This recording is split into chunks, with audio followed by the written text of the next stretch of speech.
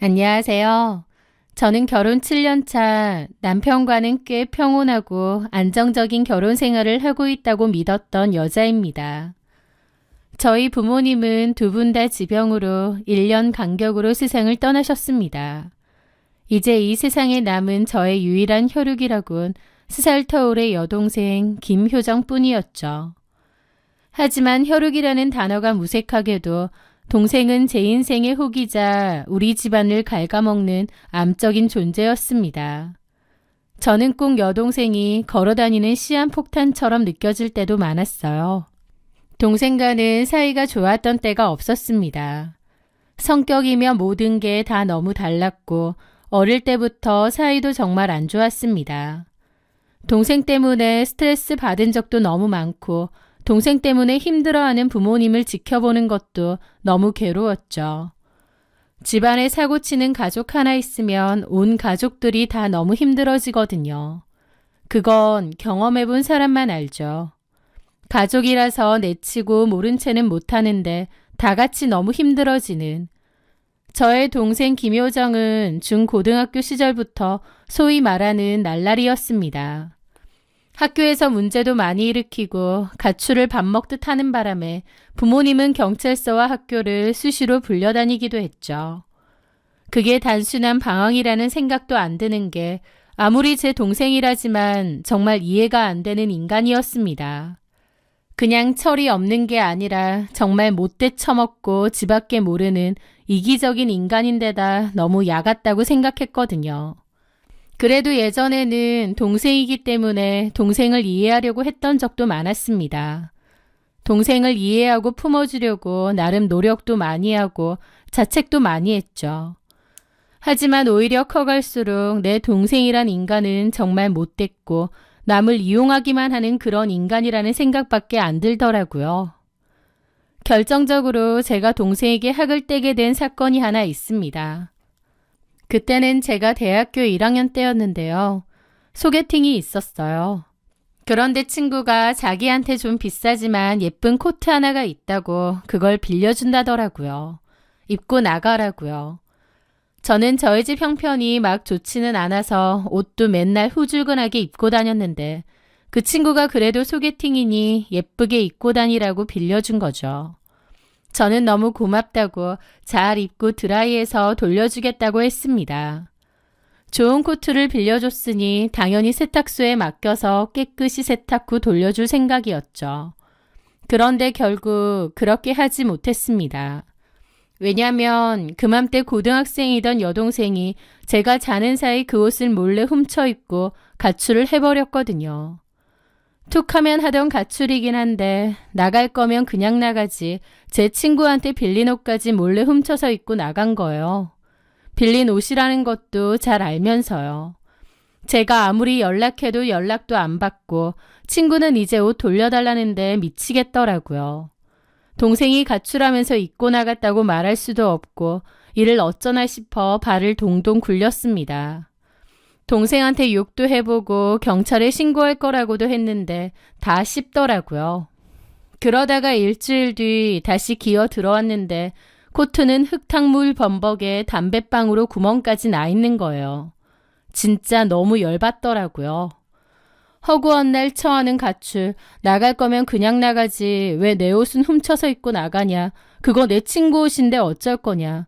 그거 얼마나 비싼 건 줄 아느냐 난리쳤더니 동생이란 게 적반하장으로 쌍욕을 퍼붓더니 돌연 제 머리채를 잡는 겁니다. 저도 그때 악에 받쳐서 여동생 머리채 잡으며 한바탕 싸웠는데 제가 더 힘이 셌기 때문에 동생은 꼼짝도 못하고 저한테 맞았죠. 그런데요. 저한테 머리채 뜯긴 동생이 분했는지 갑자기 부엌에서 식칼을 들고 나온 겁니다. 저는 그때 일이 아직도 잊혀지지 않아요. 너무 놀라서 얼어붙어 버렸죠. 여동생은 저한테 욕을 하며 죽여버린다고 네가 언니면 다냐고 덤벼들려고 했습니다. 등골이 오싹해지며 깨달았죠. 아, 얘는 진짜 괴물이구나. 진짜 나 죽일 수도 있겠구나 싶더라고요. 다행히 엄마 아빠가 와서 그 일은 일단락됐는데 만약 부모님이 오시지 않았다면 어떻게 됐을지 지금도 모골이 송연합니다. 그 옷은 제가 아르바이트한 돈으로 똑같은 옷을 사서 친구에게 돌려주었습니다. 친구에게 정말 미안하다고 사죄하면서요. 친구가 네 여동생은 왜 그러냐고, 그런 여동생은 처음 본다고 하는데 정말 미안하면서도 부끄럽고 참 복잡한 기분이 들더라고요.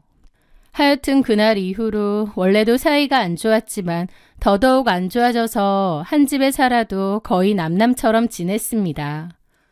보통 그렇게 엇나가는 애들은 부모님이 별로인 경우도 많잖아요. 하지만 저희 부모님은 정말 다정다감하시고 저와 동생에게도 잘해주셨어요. 없는 형편에도 저와 동생에게 최선을 다해주려고 하신 분들이죠. 동생이 공부를 못하든 사고를 치든 어쨌든 동생을 잘 타이르고 사랑해주려고 노력하셨고 응원해주려고 하셨습니다. 오냐오냐 키운 것도 아니에요. 엄하실 땐 몹시 엄하셔서 잘못한 일에는 크게 꾸중도 하셨고 혼도 내셨죠. 그런데 부모님이 아무리 괜찮은 사람이라도 개차반인 자식이 나오기도 하나 봅니다. 저는 늘 고생하며 사시는 부모님이 안타까웠는데 오히려 동생은 그런 부모님을 이용하려고 하고 불쌍한 척하면서 돈 타내고 부모님 원망하고 왜 돈 없으면서 나를 낳았느냐 상처 주고 한 뱃속에서 나온 동생인데도 진짜 하는 행동 보면 치가 떨리더라고요. 그렇게 개념이 없는데 성인이 됐다고 정신 차릴 리가 만무했습니다. 클럽을 주구장창 다니더니 또 갑자기 나이 많은 남자랑 동거를 한다고 연락이 두절되었어요. 차라리 집에 안 오는 게 속 편했습니다. 집에 오면 부모님 들들 볶아대며 돈 달라고 하니까요. 하지만 그 남자랑 몇 개월 살다가 헤어졌는지 집에 들어왔는데 새삼 살겠다며 부모님한테 미용학원을 끊어달라더군요. 그렇게 몇백 학원비를 받아갔는데 실습 한번 나가더니 더럽고 치사해서 못해 먹겠다며 때려쳤어요. 그 요리학원을 또 다니겠다고 없는 형편인데도 부모님한테 몇백 돈을 또 뜯어갔는데 끈기도 없는지 학원 다닌 지 얼마 안 돼서 때려치우더라고요. 지금 생각해보면 애초에 학원을 등록한 건지도 모르겠네요. 마지막으론 공무원 준비를 하겠다며 매달 돈을 또 뜯어갔습니다. 공부한답시고 원룸 전셋집을 차지하고 앉았는데 말이 좋아 공시생이지 사실상 공부 하나도 안 하고 10년째 백수로 사는 겁니다. 공부는커녕 매일 술 마시고 놀러 다니는 거 제가 모를 리 없었죠. 한 번은 저한테도 돈 없다고 쌀 돈도 없다고 징징거려서 돈을 좀 보내줬는데 그 돈으로 지 친구랑 일본 여행 갔더군요. 진짜 질렸죠. 저는 더 이상 밑 빠진 독에 물 붓기 싫어서 부모님한테도 말씀드렸지만 부모님은 그래도 자식이라고 어쩔 수 없이 지원을 하시더라고요. 저는 거의 남남처럼 살았고 명절 같은 때나 가끔 만났습니다. 그러다가 부모님이 돌아가셨는데 부모님 병원비랑 빚에 장례비 처리하느라 부모님이 살던 작은 빌라를 팔아서 그 빚 갚는 데 정리했습니다. 남은 유산도 없었죠. 그나마 몇천 남은 건 동생이랑 저랑 나눴고요. 그리고 이제 알아서 살아라 했어요. 나이가 33이고 우애 좋은 자매 사이도 아니었고 저도 여동생이 지긋지긋했거든요. 여동생은 계속 불쌍한 척하면서 저한테 손을 벌리려 했고 저는 나가서 알바라도 해라. 이제 네 나이면 네가 스스로 책임지고 살아라 그랬습니다. 그랬더니 또 욕 가득한 문자를 보내더라고요. 진짜 동생이 어쩌고 살든 인연 끊고 살고 싶었는데 황당하게도 언제부턴가 제 남편이 뜬금없이 제 여동생을 챙기기 시작하는 겁니다.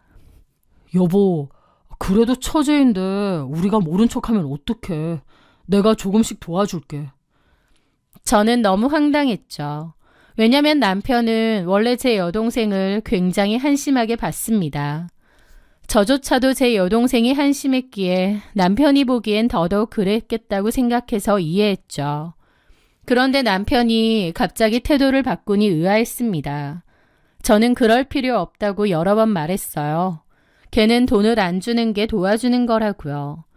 그런데 제가 말려도 남편은 몰래 여동생에게 돈을 보내는 겁니다. 왜 그러냐고 하면 그래도 가족이고 제 여동생이니 챙겨야 된답니다.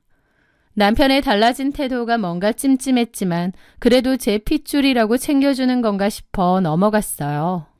그러던 어느 날 우연히 식탁 위에 놀린 남편의 핸드폰에 문자 알림이 떴습니다. 놀랍게도 제 여동생이더라고요. 제 여동생이랑 남편이랑 개인적인 연락을 할 이유가 없는데 말이죠. 형부, 이번 달 돈 왜 안 들어왔어요? 빨리 보내세요. 카드값 나가야 되는데.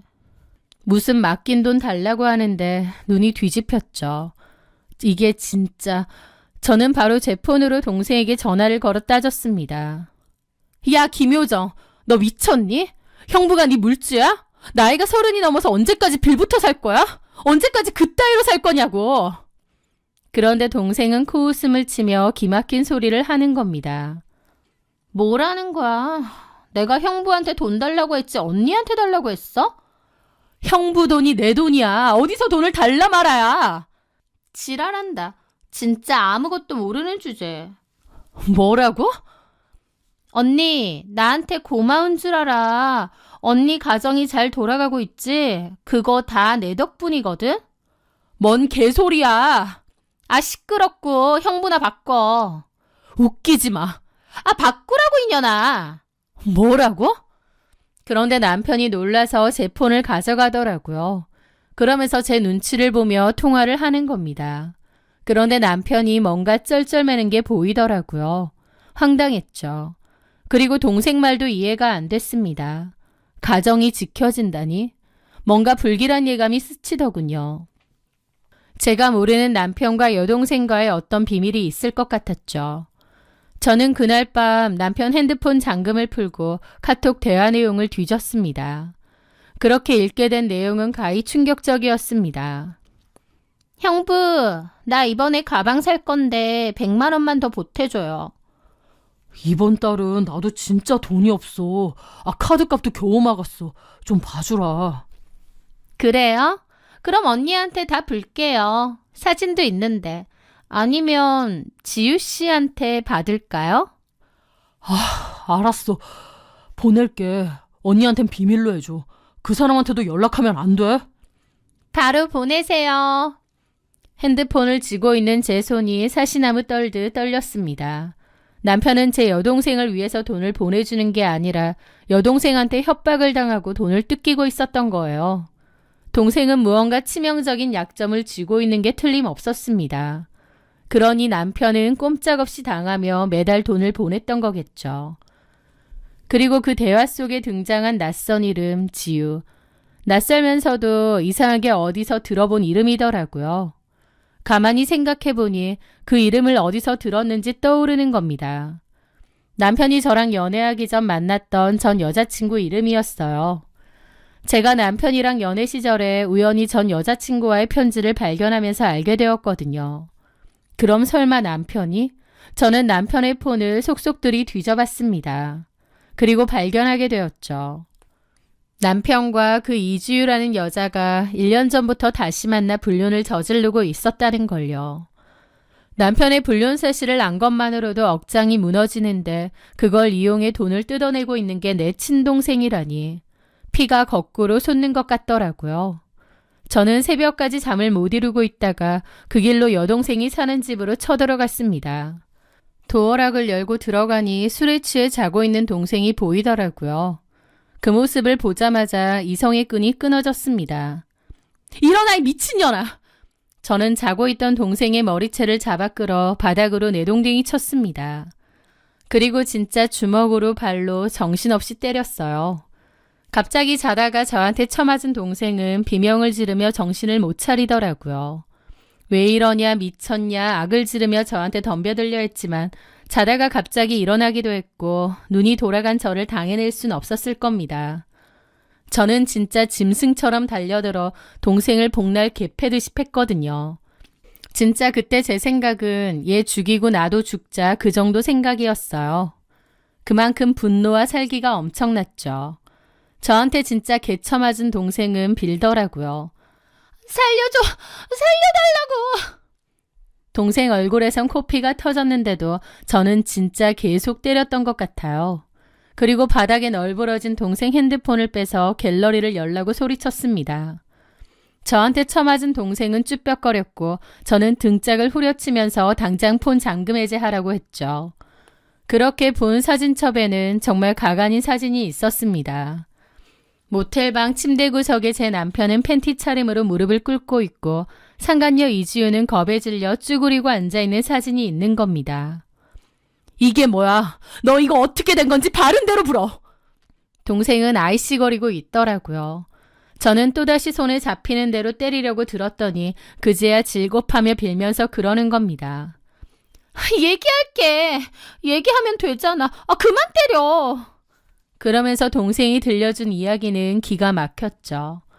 동생은 지랑 맨날 어울려 다니는 그 질환 좋은 친구들과 모텔에서 술을 마시려 했답니다. 그래서 술을 사들고 가는데 같은 모텔에서 제 남편이 어떤 여자와 다정히 객실 안으로 들어가는 걸 우연히 목격했다는 거예요. 아, 형부가 바람을 피는구나. 바로 알겠더래요. 그래서 동생은 친구들과 작당하고 배달 기사인 척 남편이 들어간 객실에 벨을 눌렀답니다. 그렇게 문이 열리자마자 여동생과 친구들은 우르르 쳐들어가 현장을 덮치고 사진을 찍었다고 하더라고요. 이 사진을 저한테 보내겠다고 협박을 했다고 했고 그것도 모자라 상간녀 연락처까지 알아낸 것 같더라고요. 제 남편이 돈을 안 주면 상간녀한테 뜯어낼 요량이었겠죠. 그러고 보니 제 동생이 저한테 했던 말이 뭔 말인지 알겠더라고요. 언니 가정을 지켜주는 거네 어쩌네 했던 개소리요. 기가 막혔죠. 저한테 맞고 씩씩거리며 앉아있는 동생을 보는데 화도 안 나고 그냥 참담한 겁니다. 그래도 피 섞인 하나밖에 없는 동생인데 그런 인간이 언니의 불행을 지 돈벌이로 이용했던 겁니다. 그전에도 동생한테 신물이 날 정도로 질렸지만 그날의 감정은 차원이 다르더라고요. 그냥 얘랑 자매고 뭐고 진짜 인연 끊어야겠다. 죽어도 다시는 얼굴 안 보고 싶다.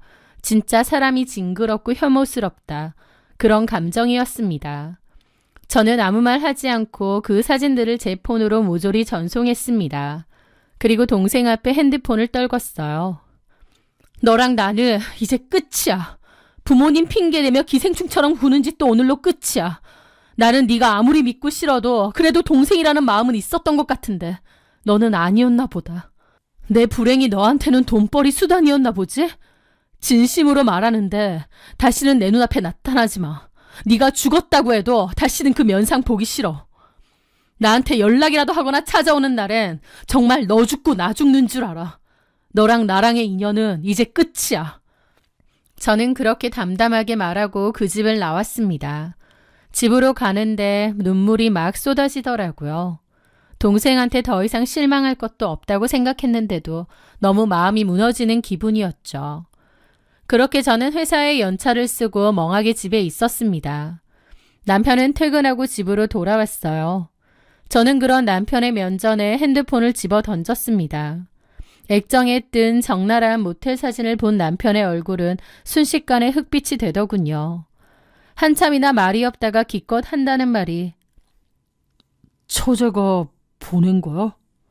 그러는 겁니다. 참나, 진짜 네 꼴도 우습다. 너 모텔 가다가 걔한테 딱 걸렸다며? 남편은 아무 말도 하지 않고 입술만 깨문 채 바닥만 보더라고요. 수치스러운 얼굴이었죠. 그 여자 네 전 여친이지? 이름 기억나. 그냥 그 여자랑 결혼해서 살지. 나랑은 뭐하러 결혼했냐? 그러자 남편도 그러더군요. 그러게 말이야. 네 여동생 그렇게까지 미친년인 줄 알았으면 너랑 결혼까진 안 하는 건데. 이제 와서 말인데 형부한테 협박이나 하고 그게 사람이냐? 네 여동생은 제정신도 아니고 진짜 갱생 불가야.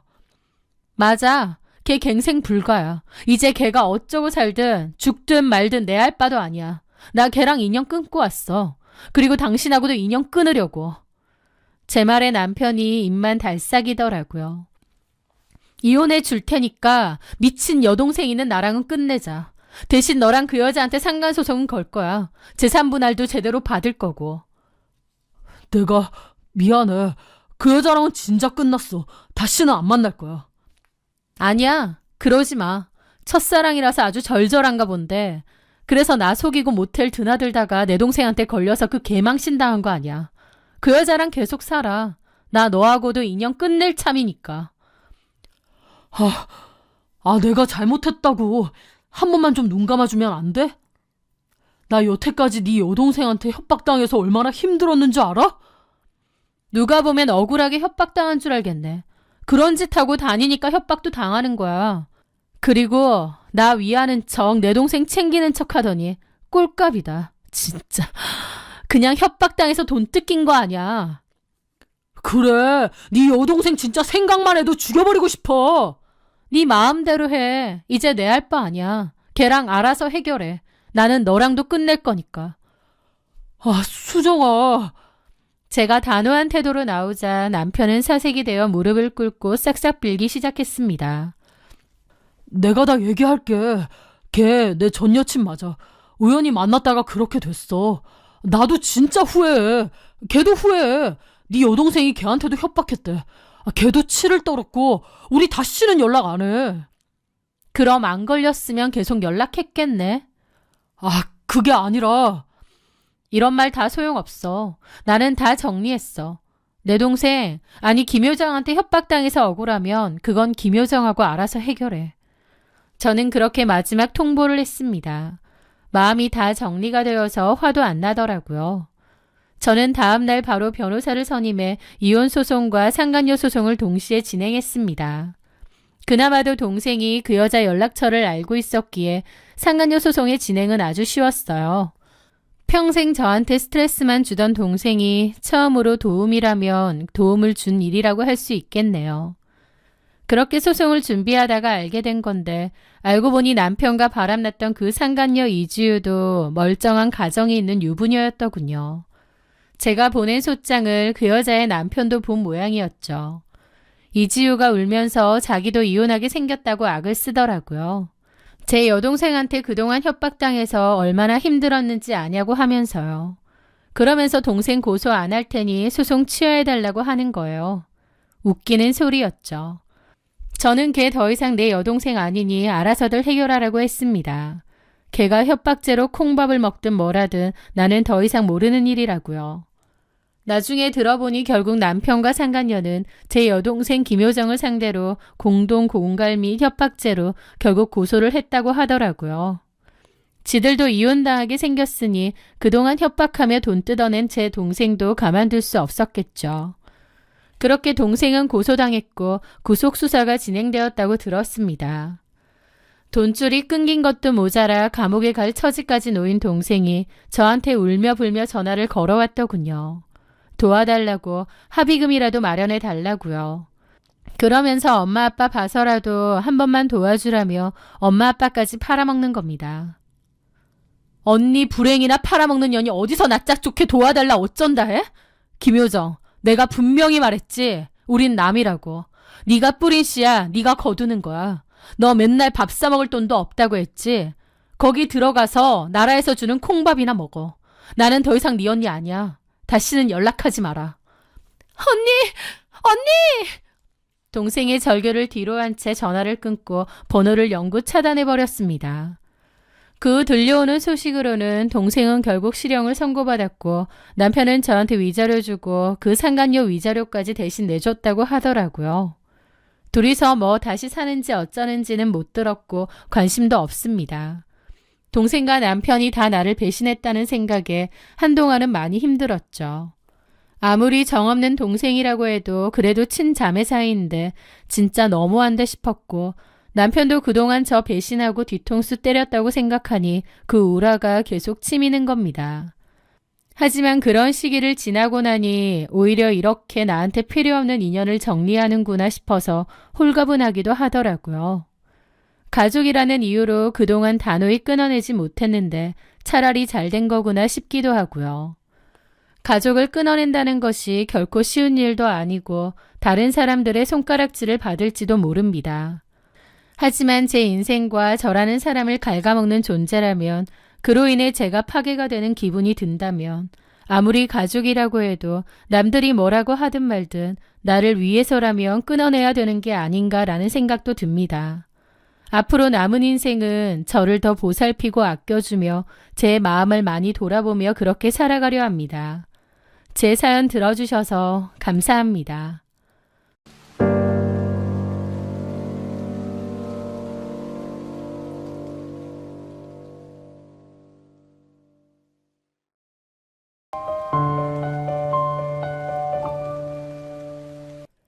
안녕하세요. 저는 눈에 넣어도 아프지 않을 제 목숨보다 더 소중한 아들 하나를 키우고 있는 엄마입니다. 나이가 들었다고 어른이 되는 게 아니듯이 아이를 낳기만 했다고 부모가 되는 건 아닌가 봅니다. 저는 제 전남편을 통해 인간이 어디까지 바닥을 보일 수 있는지, 그리고 그 끝은 얼마나 비참한지 몸소 겪었거든요. 지금부터 그 이야기를 해보려 합니다. 제 아이와의 만남은 시작부터 눈물이었습니다. 뱃속에서 10달을 품어 세상 밖으로 나온 순간 우렁찬 울음소리 대신 의료진의 다급한 목소리가 먼저 들려왔거든요.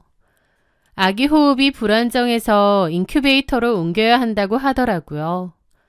저희 아이는 선천적으로 심장 기형이 좀 있었습니다. 제왕절개 수술은 눈을 떴는데 남편도 안 보이고 좀 어안이 벙벙하더라고요. 나중에 들어보니 아이가 상태가 안 좋다고 했고 덜컥 겁이 나 얼마나 울었는지 모릅니다. 아이가 잘못되기라도 할까 봐요.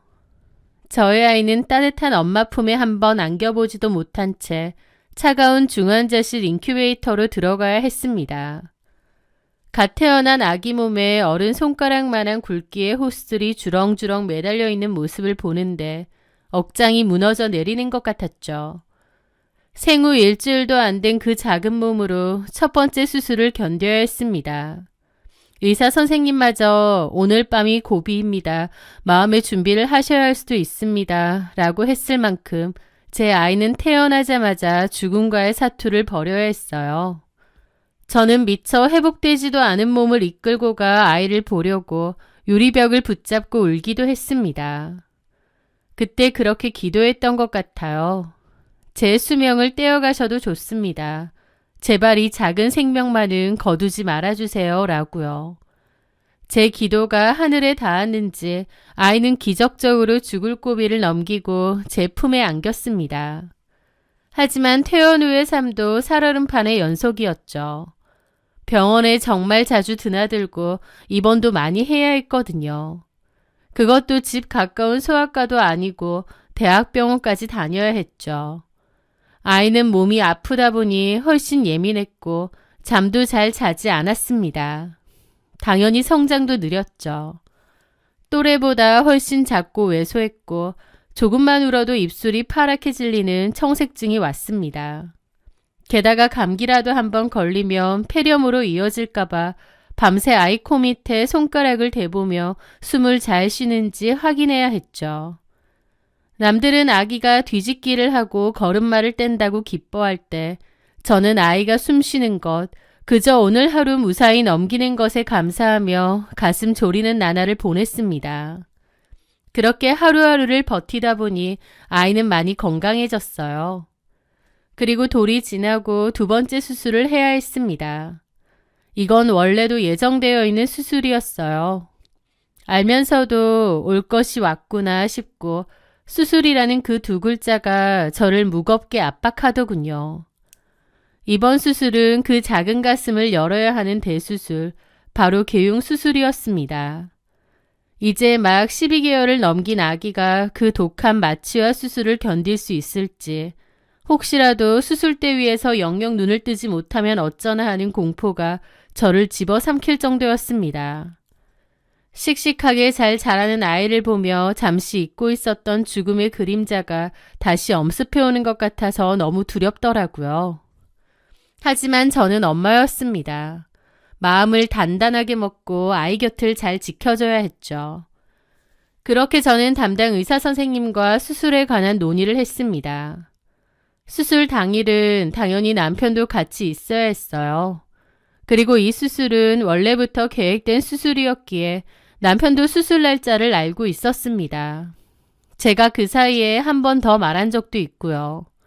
그렇게 남편에게 수술 날짜를 다시 상기시켰죠.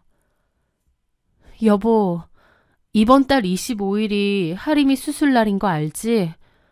괜찮을 거란 걸 알면서도 또 수술이라고 하니까 너무 무섭고 떨리네.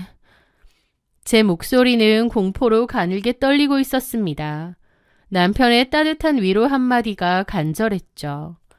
그런데 남편은 어리둥절한 표정을 짓더니 허둥지둥거리면서 달력을 살피더라고요.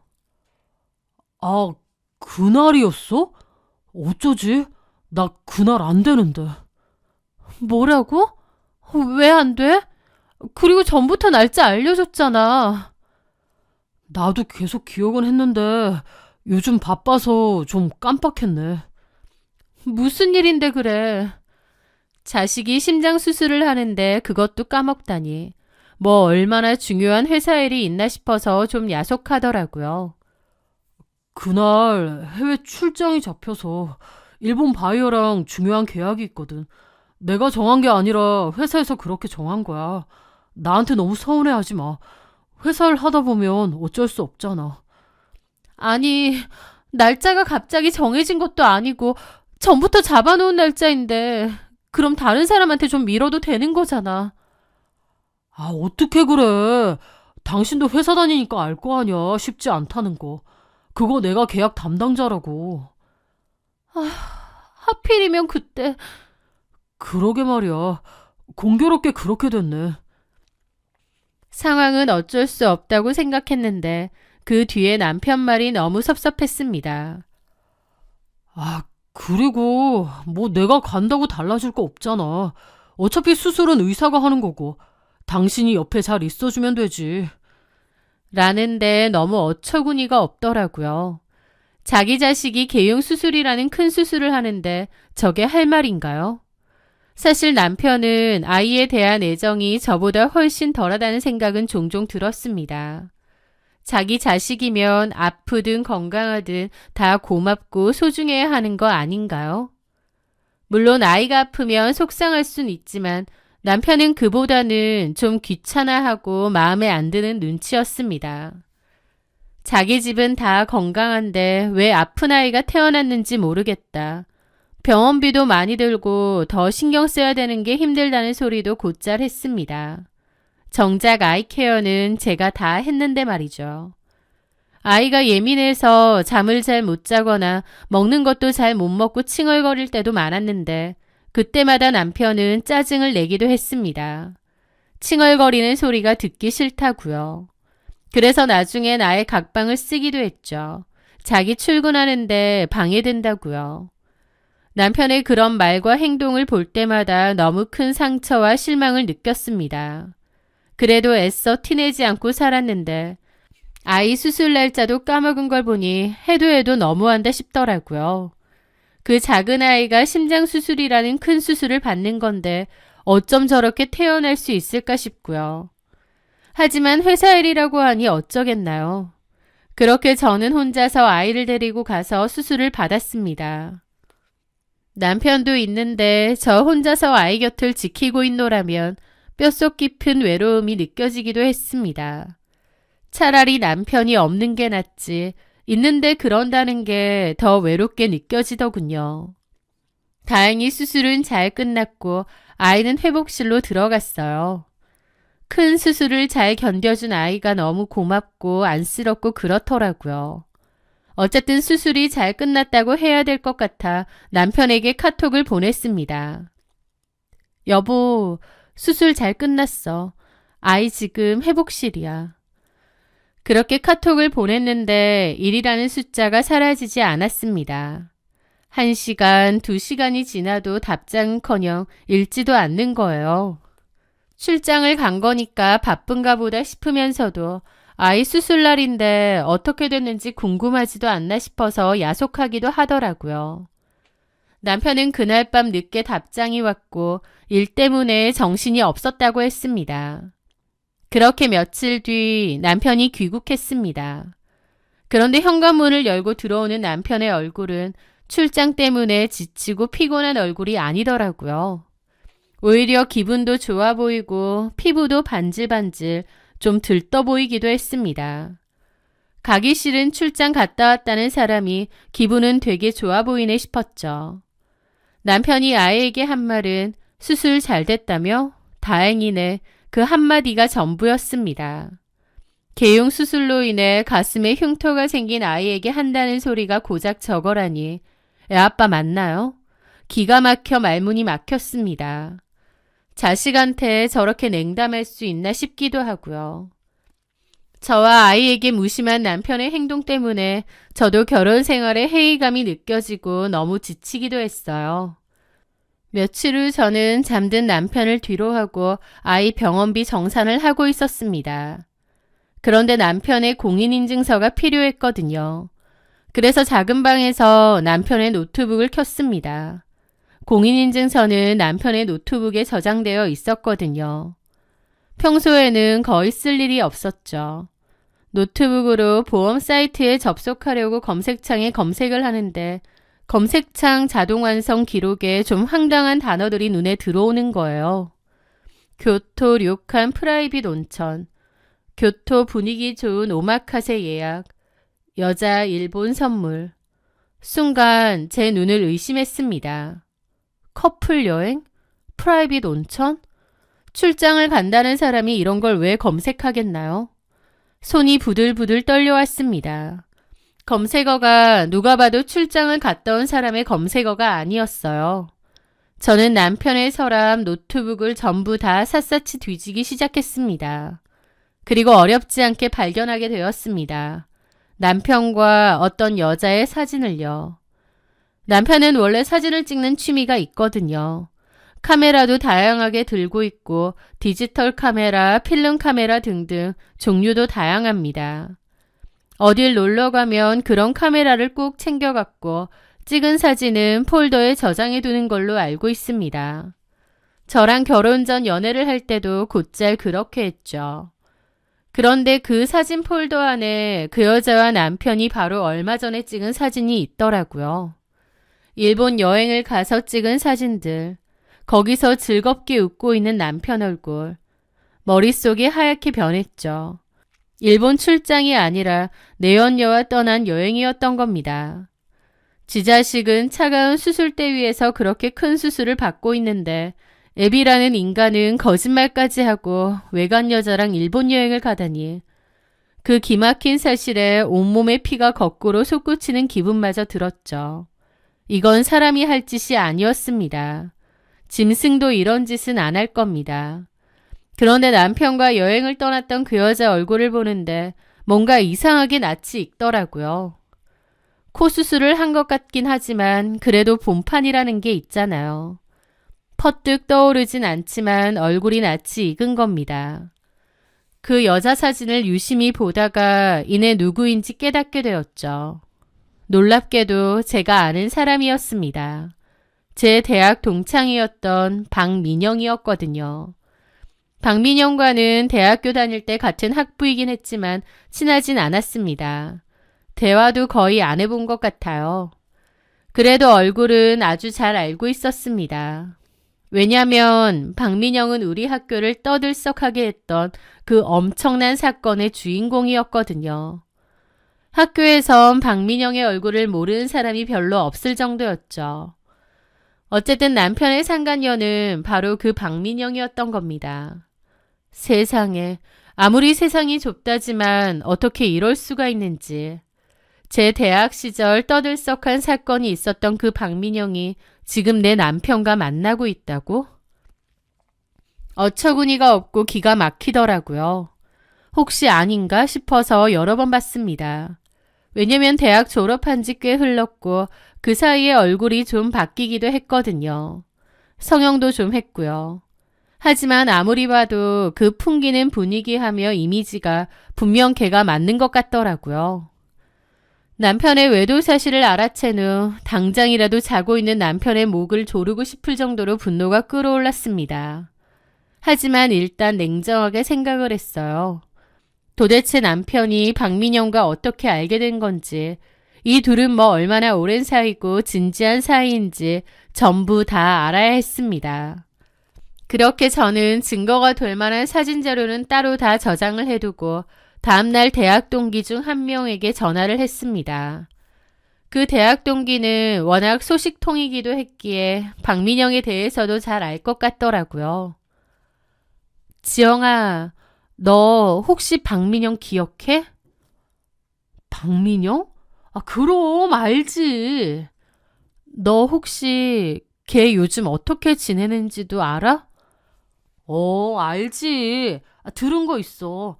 내 친한 친구 중에 영화라고 있지? 걔는 박민영하고 아직도 잘 지내서 얘기 다 해주더라고. 근데 박민영에 대해서는 왜 물어? 너 걔랑 안 친했잖아. 아, 뭔가 좀 확인할 게 있어서. 그렇구나. 그렇구나. 지금 회사 다닌다고 하더라고. 회사? 그 회사 어딘진 모르지. 회사 이름은 정확히 몰라. 근데 그 회사에 어떻게 들어갔는지는 들었잖아. 와, 진짜 걔 여전히 그러고 살더라. 사람 진짜 안 변하나 봐. 나 그 얘기 듣는데 완전 도파민 돌았잖아. 그게 무슨 말이야? 그 회사에 뭘 어떻게 들어갔는데? 친구는 박민영에 관한 기막힌 이야기를 들려주더라고요. 그리고 가만 보니 박민영이 들어갔다는 그 회사가 제 남편이 다니는 회사라는 것을 짐작했습니다. 결국 같은 회사에서 만난 것 같더라고요. 참 이런 우연이, 아니 악연이 다 있구나 싶었죠. 모든 퍼즐이 맞춰지고 상간녀인 박민영에 대해서도 전부 다 알게 되었습니다. 그러고 나니 남편이 너무 우습고 한심하더라고요. 그 후 내내 생각했습니다. 이 결혼 생활을 어떻게 해야 할지요. 아무리 생각해도 결국 결론은 이혼이었습니다. 이혼이라는 게 결코 쉽게 결정할 건 아니지만 자식이 그 큰 수술을 한다는데 내연녀랑 여행 가서 시시덕거리고 놀고 온 남자를 어떻게 계속 믿고 같이 살겠나요? 그래, 이혼밖에 답이 없다. 그렇게 확고하게 이혼을 결심했습니다. 물론 쉬운 일도 아닐 거고 주변의 시선도 있겠죠. 하지만 저는 저와 제 아이의 남은 인생이 더 중요했어요. 그런 믿을 수 없는 인간과 한가족으로 살며 속 끓이는 것보다 아이와 저 둘이서 사는 게 더 낫겠다 싶었으니까요. 남들 눈 신경 쓴다고 그런 쓰레기 같은 인간을 참아내며 같이 살아야 할 이유는 없었습니다. 저는 그날 남편이 퇴근하고 오기를 기다렸습니다. 그리고 남편이 들어오자 얘기 좀 하자고 했어요. 남편은 피곤하다며 다음에 얘기하자고 하더라고요. 그래서 제가 그랬죠. 뭐가 피곤해? 바람 피고 다니니까 피곤해? 남편은 제 말에 우뚝 서서 보더라고요. 미간을 찌푸리면서 그러는 겁니다. 갑자기 뭔 헛소리 하는 거야? 너 바람 피고 다니잖아. 하림이 수술 때도 그 여자랑 일본 여행 갔고. 제가 그냥 어림짐작이 아니라 뭔가를 정확히 알고 말한다는 것을 안 남편은 그제야 당황스러운 표정이더라고요. 왜? 내가 어떻게 알았는지 궁금해? 나 다 알아. 네가 만나는 그 상대 여자가 어떤 여잔지도 알고. 이름 박민영이지? 같은 회사 다니고. 어떻게... 너 혹시 내 뒤라도 캤냐? 그 말에 눈이 확 돌더라고요. 웃기고 있네. 애 수술하고 간호하느라 정신없는데 내가 그럴 정신이 있겠어? 내가 넌 줄 알아? 자식 새끼를 수술하던지 말던지 바람이나 피우고 다니는 너 같은 인간인 줄 아느냐고. 저는 화가 나서 말하면서 옆에 있던 리모컨을 집어던졌습니다. 저는 어지간하면 화도 거의 안 내고 큰 소리도 안 내지만 그때는 너무 화가 나더라고요. 제가 악을 쓰며 소리치자 남편은 잠시 입을 다물더니 이내 표정을 싹 바꾸더군요. 최소한의 양심이나 죄책감도 없는지 미안해 하기는커녕 오히려 고개를 빳빳이 들고 적반하장으로 나오는 겁니다. 그래, 다 안다니까 그냥 나도 말할게. 그래, 나 그 여자랑 사랑하는 사이야. 나 솔직히 이 집 들어오기도 싫어. 마음 떠난 지 꽤 됐어. 이 집만 오면 가슴 갑갑하고 힘들고 너도 하림이 보는 것도 싫고 지쳐. 이렇게 알았다니까 차라리 잘 됐네. 안 그래도 당신한테 말하려고 했는데 언제 말할까 싶었거든. 나 그 여자랑 살고 싶어. 이혼해줘. 우린 결혼 잘 못한 것 같아. 내가 당신을 사랑한다고 착각했는데 아니었어. 사랑 같은 소리 하네. 사랑 타령 진짜 웃기지도 않아. 누가 보면 당신 처자식 없는 사람인 줄 알겠어. 사랑이 뭔데? 그 여자한테 발정나서 거짓말 치고 이 생난리 치는 게 사랑이야? 네가 말하는 그 사랑이라는 거 참 우습다. 처자식은 보이지도 않지? 아, 어쩌라고! 내 발목 붙잡지 마. 나 너한테 정 떨어진 지 오래라고. 이 결혼이 나한텐 지옥이라고. 내가 당신 발목을 붙잡았다고? 솔직히 난 그렇게 느껴. 네가 나는 하림이한테 뭘 한 것도 없으면서 애비 노릇 남편 노릇 뭐 하나 한 것도 없는 주제에 도대체 뭘로 발목을 잡았다고 느낀 거야? 실컷 바람 피고 밖에서 여자 만나야 되는데 자유롭게 안 되니까 그게 발목 잡았다 이거야? 비꼬지 마. 이런 것도 그 여자랑 당신이랑은 달라. 그 여자는 말도 잘 통하고 나를 하나부터 열까지 다 이해해주고 보듬어준다고. 어처구니가 없어서 웃음이 막 나더라고요. 상간녀들은 원래 그러는 거야. 너도 박민영한테 사탕 발리만 하잖아. 내가 진짜 궁금해서 좀 물어볼게. 나는 둘째치고 자식도 아무 상관없어? 거리낌도 없어? 남편은 저를 보더니 고개를 돌리고 그러는 겁니다. 사실 그 여자 임신했어. 가뜩이나 어이가 없는데 진짜 기도 막히고 코도 막히더라고요. 가지가지 한다는 게 이런 걸 두고 하는 말이겠죠. 뭐? 임신? 그래, 내 아이 가졌다고. 난 그 여자랑 살고 싶어. 진짜 사랑하는 건 그 사람이니까. 그러니까 구질구질하게 굴지 말고 이혼해줘. 저는 팔짱을 끼고 남편을 가만히 바라봤습니다. 아무 말도 없이요. 아, 이거 사람 새끼 아니구나. 고쳤을 생각도 없지만 애초에 고쳤을 만한 인간도 아니구나. 그런 생각이 들더라고요. 남편은 제 반응 따위는 안중에도 없다는 듯 방으로 들어가더니 주섬주섬 옷가지를 챙겨 가방에 쑤셔넣기 시작했습니다. 그 꼬라지를 보는데 남편하고 처음 만났을 때가 문득 떠오르더라고요. 남편과 저는 아르바이트에서 만났는데요. 남편이 저에게 한눈에 반했다며 사귀자고 엄청 저돌적으로 굴었습니다. 저는 그게 부담스럽기도 해서 거절을 했는데도 자기는 계속 기다리겠다고 저밖에 없다고 하더군요. 그러면서 부모님 차까지 빌려 집이며 학교 데려다주고 자기 시간 끝나도 제 아르바이트 마감 시간까지 기다렸다가 저 데려다주고 거기에 선물 주고 챙겨주고 정말 제 마음을 얻기 위해 노력하는 겁니다. 그러다가 한 번은 제가 좀 몸이 안 좋았는데 저 병원에 데려다 준다고 본인 시험까지 빼먹었대요. 왜 그랬느냐 뭐라고 했는데 자기한텐 시험보다 제가 더 중요하다고 하더라고요.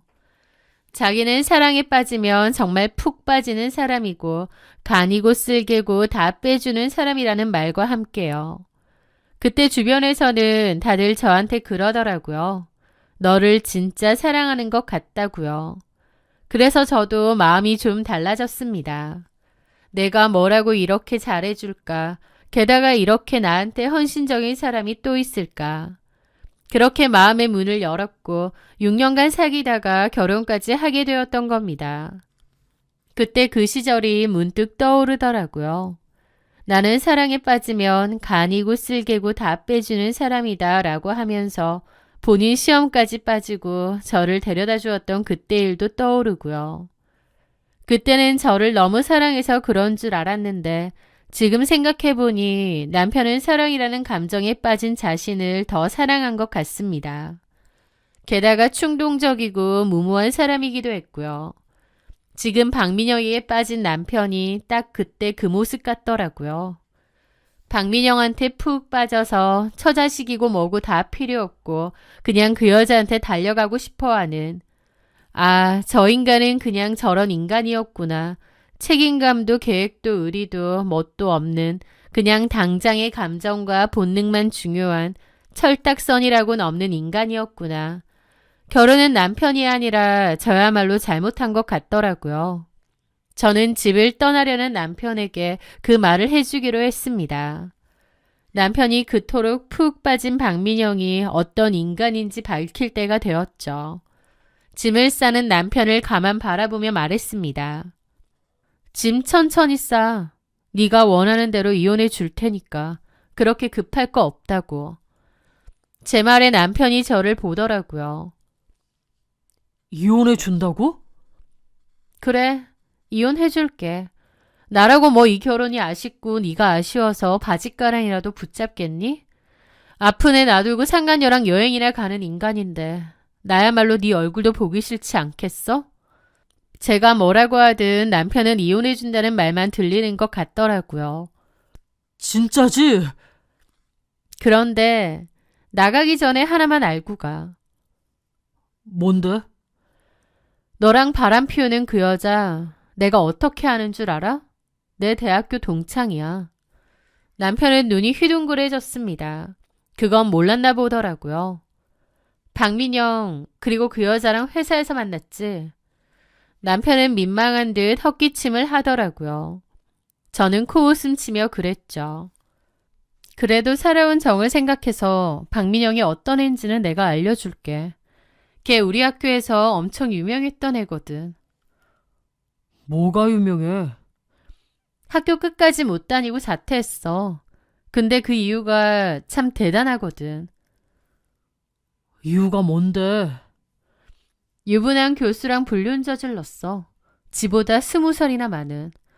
그 교수 와이프가 학교 찾아와서 뒤집어 엎었고 그 일로 그 교수 학교 그만뒀고 박민영은 자퇴했더라고. 그 말에 남편의 눈이 휘둥그레지더라고요. 뭐라고? 그러니 얼마나 유명 인사였겠어. 21살짜리가 20살 많은 대학 교수랑 바람피고 그 와이프가 찾아오기까지 했으니 남편의 눈이 심하게 흔들리더라고요. 그러더니 네가 지어낸 거 아니야? 놀고 있네. 가서 물어보던지. 하긴 물어본다고 순순히 말하겠어? 거짓말한 게 한두 개가 아닐 텐데. 그게 무슨 말이야? 또 있다고? 그럼 그런 엄청난 과거가 있는 애가 하나만 하겠니? 걔 너네 회사에서 일하지? 거기 어떻게 들어간 줄 알아? 대학교 졸업도 못하고 사회생활 경험도 전무한 애가 니네 회사 어떻게 들어간지 아느냐고. 아버지 친구분이 꽂아줬다고. 아버지 친구분? 걔는 비위도 좋네. 그럼 아버지 친구한테 스폰을 받은 거야? 미친 거 아니야? 그 말에 남편 눈이 휘둥그레졌습니다. 그게 무슨 스폰이라니? 누가 스폰이라는 거야? 걔 오래된 스폰서가 있다고 하더라고. 그 사람이 너네 회사 사장이랑 친구래. 그래서 너네 회사 꽂아줬다는데. 이건 지어낸 게 아니라 박민영이 직접 지 친구한테 얘기한 거야. 그게 무슨 말도 안 되는 소리야. 너 무슨 소설 써? 소설인지 아닌지는 직접 알아보시고요. 이제 짐 다 쌌으면 나가. 내 할 말도 끝났으니까. 남편의 얼굴이 일그러지더라고요. 거짓말하고 있네. 그런 삼류 싸구려 같은 소리를 나한테 믿으라고? 믿든 안 믿든 네 마음대로 하는데 네가 한 짓이 제일 삼류 싸구려라는 건 알아도. 처자식 놔두고 바람핀 주제에 상대 여자는 뭐 양심 있고 멀쩡한 여자겠니? 웃기고 있네. 야, 너랑 딱 어울려. 똥이랑 설사의 만남이네. 개소리 하지 마. 민영이가 그럴 리가 없어. 얼마나 착하고 순진한 앤데. 그 말에 저는 폭소를 했죠. 순진 다 얼어 죽었네. 그렇게 순진해서 불륜을 밥 먹듯이 저지르냐? 아, 그리고 그렇게 사랑하고 믿고 싶으면 그렇게 믿어. 내 알 바도 아니야. 근데 아무리 그래도 애 낳으면 친자하기는 해봐라. 네 앤지 그 스폰서인지 어떻게 알아? 하긴 뭐 그렇게 좋으면 뻐꾸기 아빠 노릇이라도 하던가. 등신같이. 저는 남편의 눈을 똑바로 쳐다보며 독서를 날렸습니다. 이 악마 같은 년이 진짜! 남편은 저를 죽일 듯이 노려보더라고요. 저도 똑바로 남편을 노려봤죠. 잠시 후 남편은 욕설을 내뱉으며 집을 나갔습니다. 박민영에게 사실을 확인하러 나간 건지 뭔지는 모르겠지만요. 그렇게 쾅 하고 닫힌 문을 보며 다리에 힘이 풀려 주저앉았습니다. 그 후 저는 짐을 싸서 친정으로 갔어요. 충격받은 남편이 무슨 짓을 저지를지 모르기 때문에 일단 피해야겠더라고요. 그리고 친정으로 옮긴 후 변호사를 선임해 이혼소송과 상간소송을 동시에 진행했습니다. 상간소장은 회사로 보냈습니다. 남편 것과 박민영 것도 같이요. 더불어 회사 측에도 내용 증명도 함께 보냈습니다. 결과는 예상보다 훨씬 더 처참하고 통쾌했습니다. 회사에 내용 증명을 보냈기에 그 둘이 불륜 사이라는 사실이 일파만파 퍼졌더라고요. 그러는 과정에서 제 남편이 박민영과 외근이나 출장을 핑계로 회사 돈을 사적 유용한 사실까지 밝혀졌습니다. 회사는 본보기를 보이겠다며 남편을 횡령 혐의로 형사고소를 했다는데 사실 여기에는 박민영의 스폰서 입김도 있었던 것 같습니다. 남편네 회사 사장과 박민영의 스폰서라는 그 남자와는 친구 사이라는데 괘씸죄로 남편을 고소한 게 아닌가 싶기도 해요. 자기 첩이랑 바람났다 보니 용서할 수 없었겠죠. 그 남편도 박민영도 회사에서 나란히 잘렸다고 들었습니다. 그런데 그 뒤로 들은 이야기가 진짜 배꼽 빠지게 웃기더라고요. 저한테 박민영에 대해서 다 들은 남편은 박민영에게 그게 다 사실이냐, 대학교 다닐 때 20살 많은 대학 교수랑 바람피고 지금은 스폰서까지 있다는 게 맞느냐고 따졌나 봐요.